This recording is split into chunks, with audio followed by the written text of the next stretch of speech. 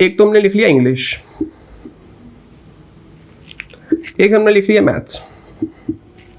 छोटी छोटी बातें हैं, ठीक है। अगर आपको लगता है कि यार मुझे ये सब नहीं पढ़ना, मुझे सीधा सिलेबस पढ़ना है, तो वीडियो बंद कर सकते हैं, ठीक है। लेकिन अगर आपको जीरो से स्टार्ट करना है, आपको बेस बहुत अच्छा बनाना है, तो फिर आपको ये सीखना ही पड़ेगा, ठीक है। चलो, पेपर में इंग्लिश भी आ रहा है, पेपर में मैथ्स भी आ रहा है। आपने देखा होगा कुछ एक साथ में और भी लिख लेते, रीजनिंग।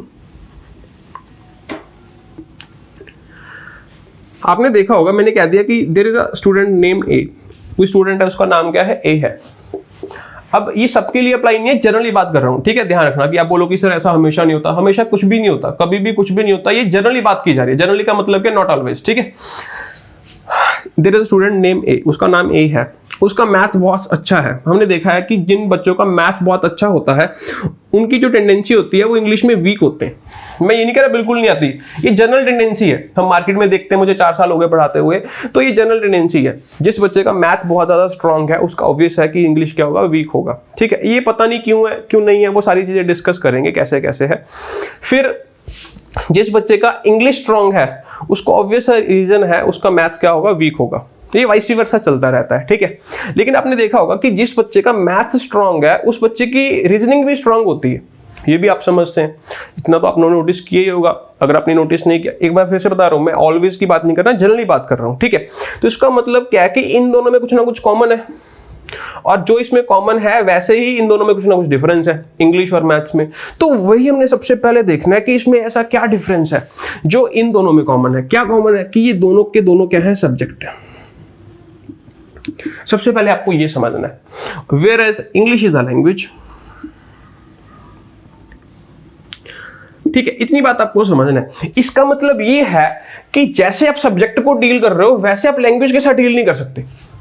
जैसे आपको लैंग्वेज के साथ टैकल करना है, वैसे आप सब्जेक्ट के साथ टैकल नहीं कर सकते, क्योंकि दोनों डिफरेंट चीजें हैं और दोनों की एप्लीकेशंस भी डिफरेंट होंगी, दोनों को समझने का तरीका भी डिफरेंट होगा। लेकिन हम करते क्या है, जैसे हम मैथ्स को ट्रीट करते हैं, वैसे ही हम इंग्लिश को ट्रीट करते हैं, क्योंकि हम लैंग्वेज को भी क्या समझते हैं, लैंग्वेज को भी हम क्या समझते हैं, सब्जेक्ट। अब लैंग्वेज को, इंग्लिश को सब्जेक्ट समझना और इंग्लिश को लैंग्वेज समझना, दोनों में बहुत अंतर है। पेपर में लैंग्वेज पूछी जाती है, सब्जेक्ट नहीं पूछा जाता। अब इसको एज अ लैंग्वेज कैसे ट्रीट करना है, सब्जेक्ट कैसे ट्रीट करना है, समझना, ध्यान से समझना। मैं कुछ और लिखता हूं, सब्जेक्ट कुछ और लिख लेता हूं। जैसे मैंने यहां पर लिख लिया हिस्ट्री। ये बिल्कुल जीरो से बता रहा हूं, जिस बच्चे को बिल्कुल भी नहीं आता, उसको लगता है कि यार मैं कहां से स्टार्ट करूं, तो ये उन बच्चों के लिए है। अब ये हिस्ट्री लिख लिया, जो हिस्ट्री है ये भी सब्जेक्ट है, ठीक है। चलो, अब मैंने लिख लिया ये भी सब्जेक्ट है, ये भी सब्जेक्ट है। तो क्लास में जब हमारी क्लासेस ऑफलाइन क्लास में जब मैं पढ़ाता हूँ, तो मेरी ऑफन फर्स्ट क्लास ऐसे ही होती है स्टार्ट, ठीक है। क्योंकि सबसे पहले मुझे पता होगी मेरी ऑडियंस कैसी है, क्योंकि जब तक मुझे यही नहीं पता कि सामने वाला जो बंदा बैठा है वो क्या सोचता है इस चीज को लेके, मैं कैसे उसको समझा दूंगा। बेसिकली तो मुझे पर्सपेक्टिव ही चेंज करना है उसका इंग्लिश को लेके। तो समझना, सबसे पहले आप सोचिए कि लैंग्वेज और सब्जेक्ट में डिफरेंस क्या होता है। वीडियो को पॉज करके सोचिए और इस पे टाइम इन्वेस्ट करो। जब तक आप इस पे जोर नहीं डालोगे कि यार आज तक आपने सोचा ही नहीं इस चीज को लेकर, यार इंग्लिश लैंग्वेज और सब्जेक्ट में क्या डिफरेंस है, अगर आपको नहीं पता तो इसका मतलब ये नहीं है कि आप गलत हो। इसका मतलब ये है कि हमने उस तरीके से कभी सोचा ही नहीं है। मैं आपको वैसे सोचवाऊंगा और आप वैसे सीख जाओगे, ठीक है। चलो, वीडियो को पॉज करो और सोचो। कुछ ना कुछ आपने सोचा ही होगा। अब मैं समझाने की कोशिश करता हूँ। अगर मैं पूछता हूँ बच्चे से कि जो लैंग्वेज है वो मोड ऑफ कम्युनिकेशन है और ये सब्जेक्ट है, मोड ऑफ कम्युनिकेशन नहीं है, ठीक है। अगर मैं पूछता हूँ कि अगर इन दोनों में से मैं पूछूं कि सब्जेक्ट और लैंग्वेज में से अगर मैं पूछूं लॉजिकल, तो लॉजिकल कौन सी चीज़ है, सब्जेक्ट है या लैंग्वेज है? सोचो आप। जब तक आप पार्टिसिपेट नहीं करोगे तब तक आप सीख नहीं पाओगे। ध्यान रखना, वन वे कम्युनिकेशन ही रहेगा। अगर आप मेरी बातों में पार्टिसिपेट करोगे, वीडियो बन रही है अब तो, अगर लाइव होता तो मैं आपसे क्वेश्चन पूछता, आंसर लेता, फिर मैं आपको आगे चलता। यही दिक्कत है, ठीक है। तो आप इसी वजह से कह रहा हूं, वीडियो पॉज कीजिए, सोचिए, कॉपी पे लिखिए, माइंड में सोचिए, कैसे भी कीजिए। तो आप सोचो कि लैंग्वेज और सब्जेक्ट में क्या डिफरेंस है। तो वो मैंने आपको बताया कि डिफरेंस जो है वो आगे डिटेल में डिस्कस करेंगे। फिलहाल ये क्वेश्चन है कि इन दोनों में से लॉजिकल कौन है, सब्जेक्ट लॉजिकल होता है, लैंग्वेज लॉजिकल होती है। तो 90% स्टूडेंट का आंसर आता है कि जो सब्जेक्ट होता है ये हमारा लॉजिकल होता है, ठीक है। अच्छा, फिर मैं बोलूंगा कि लैंग्वेज लॉजिकल नहीं है, वो कहते हैं नहीं सर लैंग्वेज लॉजिकल नहीं है। लैंग्वेज में मैंने पूछा क्या है, वो क्या कहते हैं कि लैंग्वेज में क्या है, लैंग्वेज में रूल्स है। वो ये बात कह देते हैं, वो बेसिकली कहते हैं कि जो इंग्लिश है इसमें तो हमें क्या याद करने पड़ते हैं, रूल्स है, लेकिन जो मैथ्स है ये लॉजिकल है। इसी वजह से लॉजिक्स तो हमें क्लियर हो जाते हैं, लेकिन इंग्लिश में रूल्स क्लियर नहीं होते। क्यों? क्योंकि रूल्स के साथ साथ क्या होती हैं, क्या याद करनी पड़ती हैं, एक्सेप्शंस। तो ये बड़ी दिक्कत वाली बात है, क्योंकि एग्जाम में जो पेपर आता है वो तो इसी में से आता है। तो ये सारी चीजें अब हमने समझनी है। तो ध्यान से समझिए, जो भी मैं आपको समझाने की कोशिश करूंगा, देखो ध्यान से। जैसे मैं हिस्ट्री के एग्जांपल ले लेता हूँ। अगर मैं आपसे पूछूं कि जो एलपीजी हुई थी इंडिया में, ठीक है, एलपीजी आपको पता होगा एलपीजी क्या होता है। तो एलपीजी हुई थी, वो कब हुई थी, ठीक है, लिबरलाइजेशन, प्राइवेटाइजेशन, ग्लोबलाइजेशन। अब ये कब हुई थी, आपको पता है इंडिया में 1991 में हुई थी, ठीक है। बेसिक क्वेश्चन पूछ लेता हूँ कि इंडिया को फ्रीडम कब मिली, इंडिपेंडेंस कब मिली, तो वो सबको पता होता है 1947, ये सबको मिली, ठीक है। अब हिस्ट्री में टीचर ने आपको ये बता दिया, या फिर टीचर ने आपको ये बता दिया, आपने नोट कर लिया, बात खत्म हो गई इतनी, ठीक है। अब बात करते हैं सब्जेक्ट पे। सब्जेक्ट पे आते हैं, ध्यान से समझना, ध्यान से समझना, ठीक है। ये बात यहाँ पे खत्म हो गई। अब थोड़ा सा आगे चलते हैं।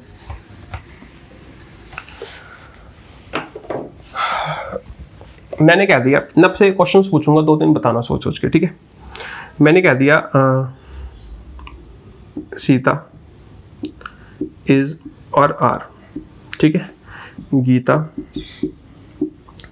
इज और आर, और फिर मैंने लिख दिया सीता एंड गीता इज और आर, समझना, ठीक है। तो मैं इस बेसिक क्वेश्चन दे रहा हूँ, बिल्कुल बेसिक क्वेश्चन है, तो आप सोच के बताइए पहले में क्या आएगा, दूसरे में क्या आएगा, तीसरे में क्या आएगा। नोट कर लीजिए अपनी कॉपी पे, ठीक है, जो भी आपके माइंड में आंसर आया हुआ। तो टेक योर टाइम, कर लिया होगा, बहुत इजी है, ठीक है, मेरे लिखने से पहले आपने कर लिया होगा, ठीक। तो जो जनरली मोस्ट सारे के सारे 99.99% जो स्टूडेंट्स बताते हैं, वो क्या बताते हैं कि पहले में इज आएगा, दूसरे में इज आएगा, और तीसरे में क्या आ जाएगा, आर आएगा, ठीक है। आपने भी यही किया होगा। तो अगर आपने ये किया है तो आप नेचुरल हो, ठीक है। नेचुरल का मतलब क्या है, मोस्ट ऑफ द स्टूडेंट्स की कैटेगरी में आते हो। कुछ बच्चों ने कुछ और आंसर दिया, तो वो बहुत रेयर बच्चे हैं, वो समझ से है, ठीक है। देखो ध्यान से, एक्चुअल में मैंने अब सेंटेंस लिख दिया,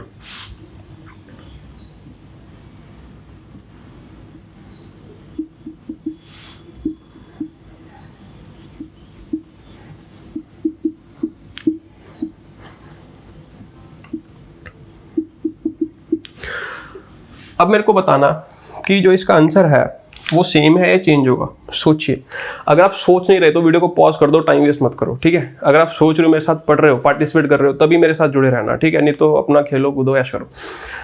सीता के साथ एज, गीता के साथ एज, सीता और गीता के साथ आर लगाया। फिर हमने यहाँ पे कुछ लिख दिया, सेंटेंसेस को कंप्लीट कर दिया, सीता के साथ एज, सीता के साथ एज। अब यहाँ पे एज आएगा, आर आएगा। आपको सोच के बताना कि जो आंसर है वो सेम है, डिफरेंट। अब सारे बच्चे कहेंगे, सारे बच्चे कहते हैं या कहेंगे कि सर यहाँ पे आर नहीं, यहाँ पे भी क्या आएगा, एज, क्या आएगा, एज। तो आप एक बात बताना, जब हमने सेंटेंस यहाँ तक लिखा था तो क्या आपके पास कंप्लीट क्वेश्चन था? नहीं।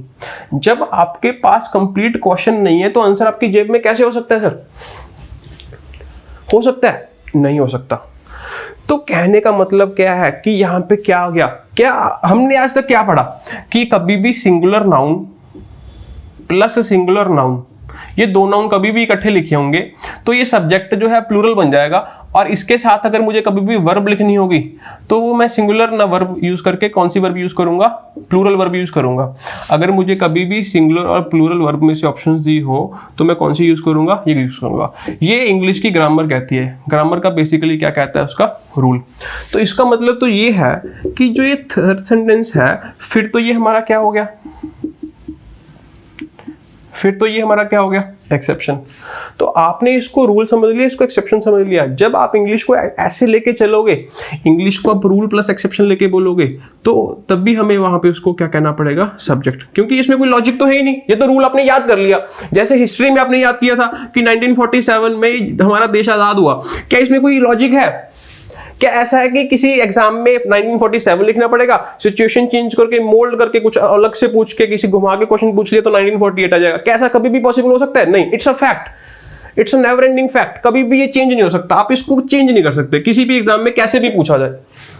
तो क्या इसको आप फैक्ट कह सकते हो, इसको आप रूल कह सकते हो। आपने रूल कह दिया, अगर आपने रूल कह दिया फिर तो एक्सेप्शन होगी। तो जब बच्चे रूल और एक्सेप्शन को लेकर चलते हैं तभी वो इंग्लिश को सब्जेक्ट मानते हैं। इसी वजह से वो इंग्लिश कभी सक्सेसफुल नहीं हो पाती, मतलब वो कभी सक्सेसफुल नहीं हो पाता इंग्लिश को लेकर। समझना यहां पे सॉरी, यहां पे क्या हुआ कि जो सीता है ना ये किसी मूवी का नाम है, जो गीता है ना ये भी किसी मूवी का नाम है। यहां पे जो सीता एंड गीता है ये भी किसी मूवी का नाम है तो सिंगुलर। मूवी का नाम तो कुछ भी हो सकता है, it is a proper noun. भाई किसी का नाम रमेश है, किसी का नाम दमेश है, किसी का नाम पीयूष है, किसी का नाम सीता है, किसी का नाम कुछ भी हो सकता है। अब मूवी का नाम क्या है? सीता एंड गीता। मूवी का नाम तो कुछ भी हो सकता है, ठीक है। तो अगर मूवी का नाम है तो ये सिंगुलर है। अब हमें समझ आया कि अगर ये मूवी का नाम है तो इसी वजह से हमें यहाँ पे क्या लगाना पड़ेगा?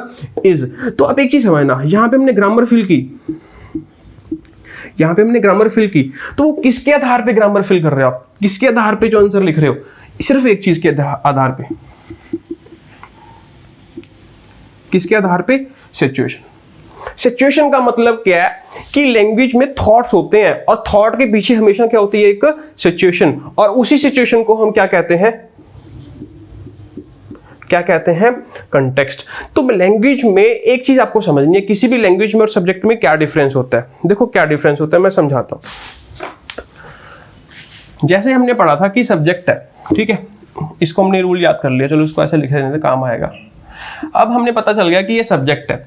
इंग्लिश को एज अ लैंग्वेज भी लिख लिया मैंने यहाँ पे। अब लैंग्वेज में और सब्जेक्ट में क्या डिफरेंस होता है? सब्जेक्ट में रूल्स होते हैं और क्या होती हैं? एक्सेप्शंस होती हैं। बस आपको ये याद करनी है, अगर इसमें से ऐसा ऐसा आएगा, ऐसा ऐसा पैटर्न होगा तो वैसे वैसे कर लेंगे। इससे हम अलग नहीं हो सकते, इसके अलग हमें कुछ नहीं पता। हमने सेट ऑफ रूल्स याद कर लिया, उसके बाहर सब कुछ क्या है? एक्सेप्शन है। अब एक चीज समझना, अगर मैं सेंटेंस को ऐसे लिख दूं,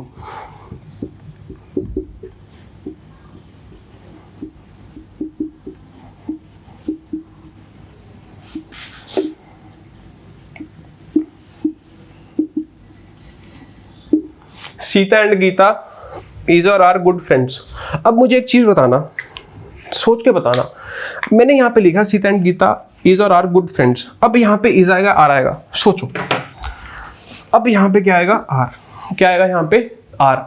तो कहने का मतलब क्या है? जब तक सेंटेंस यहां पे लिखा हुआ है, क्या आप डिसाइड कर सकते हो कि यहां पे इज आएगा या आर आएगा? नहीं आएगा, आप नहीं डिसाइड कर सकते, क्योंकि जो इंग्लिश है वो कभी भी रूल बेस्ड है ही नहीं सर। वो किसके बेसिस पे चलती है? सिचुएशन, जिसको हम क्या कहते हैं? कंटेक्स्ट। अगर आप किसी चीज का कंटेक्स्ट नहीं समझ रहे तो इसका मतलब आप इंग्लिश को एज अ लैंग्वेज नहीं बल्कि क्या समझ के पढ़ रहे हो? सब्जेक्ट। भाई अगर आपको सिचुएशन नहीं पता, कंटेक्स्ट नहीं पता, तो ग्रामर आप कभी सीख ही नहीं सकते। आप कितना भी जोर लगा लो, आपको सिर्फ एक चीज सीखनी है। क्या सीखना है? कंटेक्स्ट। कंटेक्स्ट के पीछे भागो। इसी वजह से मैं आपको कुछ भी पढ़ाता हूं ना तो एग्जांपल के दम पे पढ़ाता हूं। आपको सबसे पहले स्टार्टिंग में मैंने एक चीज पढ़ाई थी कि one way communication, two way communication, तो भी मैंने एग्जांपल ली थी, क्योंकि विदाउट एग्जांपल मैं पढ़ा ही नहीं सकता और सीख भी नहीं सकते आप। इतनी बात समझ रहे हो ना? तो सपोज करके देखो कि अगर भाई सिंपल सी बात है, अगर सेंटेंस यहां तक लिखा हुआ है, क्या आप डिसाइड कर सकते हो कि इज आएगा, आर आएगा? नहीं, जब तक आपको सिचुएशन नहीं पता कि सीता एंड गीता कौन है, क्या है, वो किसी मूवी का नाम है, कोई पर्सन है, क्या है। अब गुड फ्रेंड्स का मतलब क्या है कि ये अलग से पर्सन है, ये अलग से पर्सन है, तो ये डिफरेंट पर्सन है, ये डिफरेंट पर्सन है। अब ये सिंगुलर नाउन है अलग से, ये सिंगुलर नाउन है, ये पूरा का पूरा सिंगुलर नाउन है। क्यों? क्योंकि ये मूवी है। इतनी बात समझ आ रही है आपको? तो आपको समझना है, जो मैं आपको समझाने की कोशिश कर रहा हूं, कि जब हम सीता और गीता लिखते हैं तब आप ये डिसाइड नहीं कर सकते कि इज आएगा, आर आएगा, जब तक आपको क्या नहीं पता? कंटेक्स्ट। अब बात करते हैं लैंग्वेज में और सब्जेक्ट में क्या डिफरेंस होता है, ठीक है। देखो ध्यान से समझ लो। आप कहोगे सर उसी बात को घुमा घुमा के, भाई जब तक नहीं समझ आता बच्चे को क्या करें? अब 20-22 साल हो गए आपको पढ़ते हुए, लैंग्वेज के साथ डील करते हुए, फिर भी इन्हें ये बेसिक बातें समझ आती, फिर भी हम रूल्स और एक्सेप्शन के पीछे भाग रहे हो। तो अब अभी आप आधा घंटा ज्यादा इन्वेस्ट कर लोगे तो उसमें कोई हार्म नहीं है, एटलीस्ट आप सीख तो जाओगे, ठीक है। तो देखते रहिए।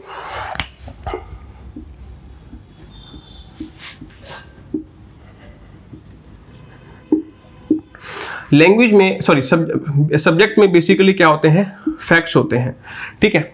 बेसिकली क्या होते हैं? फैक्ट्स होते हैं, जो फैक्ट्स कभी चेंज नहीं होंगे, उसमें कोई कंटेक्स्ट नहीं है। क्या नहीं है? कोई भी कंटेक्स्ट नहीं है, ठीक है। वो सीधा उसका मतलब ऐसा है तो वैसा ही रहेगा। जैसे मैंने यहाँ पे लिख लिया पाई है, ठीक है। पाई की वैल्यू क्या होती है? 3.14, ठीक है। ये आपके पास 5 क्वेश्चन आ गए, ये पांचों के पांचों क्वेश्चन जो हैं डिफरेंट चैप्टर्स में से हैं, कोई अलजेब्रा में से है, कोई ट्रिगोनोमेट्री में से है, वगैरह वगैरह वगैरह वगैरह। ठीक है, इसमें भी पाई की वैल्यू यूज होगी, पहले में, दूसरे में भी, तीसरे में भी, चौथे में भी, पांचवें में भी। तो आप ये बताओ कि क्या ऐसा पॉसिबल है कि पहले क्वेश्चन में 3.14 यूज कर लेंगे, दूसरे क्वेश्चन में मैं 3.20 यूज कर लूंगा? कैसा कभी चेंज कर सकते हो? नहीं, क्योंकि ये फैक्ट और ये कभी चेंज नहीं होगा। वैसे ही मैंने बोला था 1947, क्या इसको कभी चेंज कर सकते हो? कभी चेंज नहीं कर सकते। लेकिन लैंग्वेज में अगर आप देखोगे कि इसमें जो होता है, इसमें क्या होता है? कंटेक्स्ट होता है। कंटेक्स्ट का मतलब क्या है? लैंग्वेज में जब कोई इंसान पढ़ता है या पढ़ाता है, उसमें उसको साथ में क्या डिलीवर करना पड़ता है? क्या डिलीवर करना पड़ता है? अंडरस्टैंडिंग। तो जब तक मैं वो अंडरस्टैंडिंग डिलीवर नहीं कर पाऊंगा, तब तक आप लैंग्वेज सीख नहीं पाओगे। ठीक है, तो आई होप आपको ये बात समझ आ गई होगी कि लैंग्वेज में आप कभी भी किसी चीज़ को एज अ फैक्ट मान के मत चलिए। ठीक है, जो फैक्ट बेस्ड क्वेश्चन होते हैं वो आजकल नहीं आते। ठीक है, जैसे मैंने यहाँ पे लिख दिया, मैं यहाँ पे एक सेंटेंस लिखूँ, लैंग्वेज में भी फैक्ट्स होते हैं, ऐसी बात नहीं है कि नहीं होते, होते हैं, लेकिन उसके बेसिस पे क्वेश्चन नहीं आते। जैसे मैंने बोल दिया आई नो ही। अब सबको पता है कि यहाँ पे ये ऑब्जेक्ट है, अगर ये ऑब्जेक्ट है तो ऑब्जेक्टिव केस आएगा। अब यहाँ पे ही नहीं, अब यहाँ पे क्या आएगा? हिम आएगा। अब ये फैक्ट है लैंग्वेज में। ठीक है, ये एक ऐसा फैक्ट है कि ऑब्जेक्ट है तो ऑब्जेक्टिव केस ही लिखा जाएगा, लेकिन इसके बेसिस पे क्वेश्चन थोड़ी ना आएगा। अगर आएगा तो 99% बच्चे सही कर लेंगे, फिर आप ऑफिसर कैसे बनोगे? नॉट पॉसिबल ना। तो आप लैंग्वेज को तब तक नहीं सीख सकते जब तक आप किस पे काम नहीं करोगे? कंटेक्स्ट पे। ठीक है, तो आई होप आपको ये बात समझ आई होगी। अब आपको एग्जांपल देता हूँ, ठीक है, समझना। जैसे मैंने यहां पे लिखा ही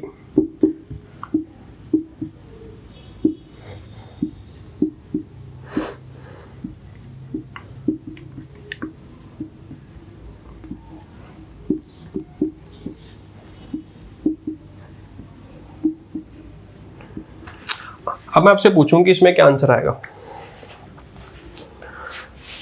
सच्चाई तो ये है कि अभी भी बहुत सारे बच्चे क्या बोलेंगे कि ही के साथ इज, आई के साथ एम और यू के साथ क्या लगा दो? आर। बहुत सारे बच्चों ने सोच लिया, बोल दिया, बिना सोचे समझे बोल दिया।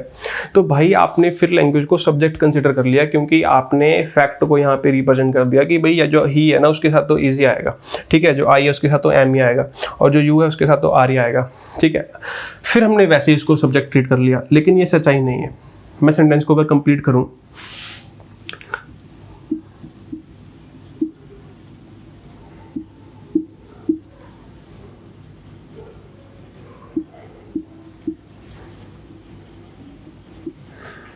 मैंने सेंटेंस को लिख दिया। अब मेरे को बताओ कि जो आपने आंसर टिक किए थे क्या वो सही हो सकते हैं? कभी भी नहीं। अब वो गलत है। ठीक है, अब सब में क्या आएगा? अब ये क्यों आया? वो सेम चीज। English is all about context and situation. अगर आप सिचुएशन और कंटेक्स्ट के पीछे नहीं भागोगे, अगर आप रूल्स के पीछे, ग्रामर के पीछे भागोगे, एक्सेप्शंस के पीछे भागोगे, तो फिर आप नहीं सीख पाओगे। लैंग्वेज को सीखने के दो तरीके हैं। ठीक है, इंग्लिश को सीखने के दो तरीके हैं। या तो उसको एज अ सब्जेक्ट ट्रीट कर लोगे, उसमें आपको क्या याद करने पड़ेंगे? फैक्ट्स याद करने पड़ेंगे।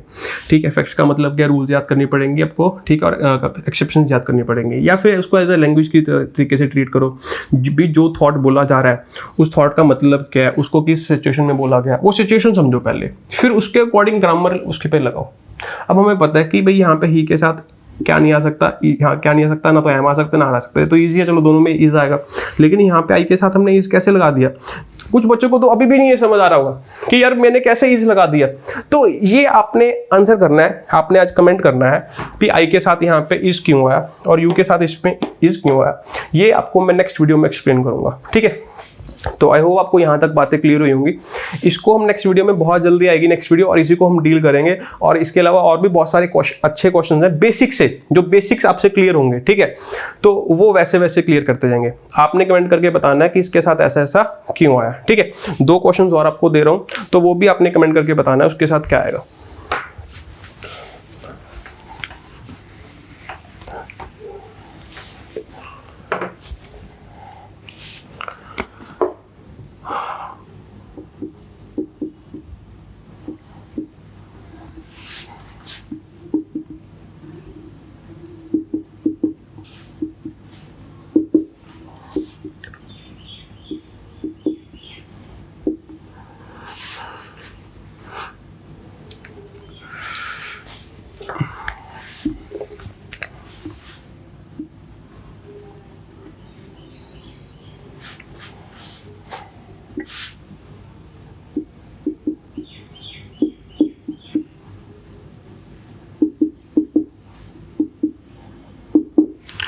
ठीक है, तो आपने ऑप्शन बताना है इसको टिक करके, ये 4th क्वेश्चन आपका।